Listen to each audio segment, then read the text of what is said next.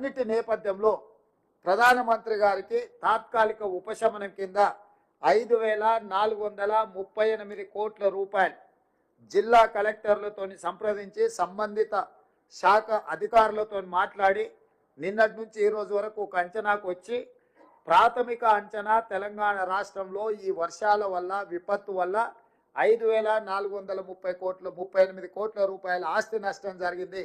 తక్షణమే కేంద్ర ప్రభుత్వం జాతీయ విపత్తు నిధుల నుంచి తెలంగాణ రాష్ట్రాన్ని ప్రజల్ని ఆదుకోవడానికి నిధులను విడుదల చేయాల్సిందిగా ప్రధానమంత్రి గారికి లేఖ రాయడం జరిగింది. నేను ప్రధానమంత్రి గారికి విజ్ఞప్తి చేస్తున్న ఈ విపత్కర సమయంలో కేంద్ర ప్రభుత్వం పెద్దన్న పాత్ర పోషించి తెలంగాణ రాష్ట్రాన్ని ఆదుకోవాలి. ఈ తెలంగాణ రాష్ట్రం యొక్క ప్రజల సమస్యల్ని పరిష్కరించడానికి మీరు ముందుకు రావాలి. నిధులే అడగడం లేదు, మీరు స్వయంగా తెలంగాణ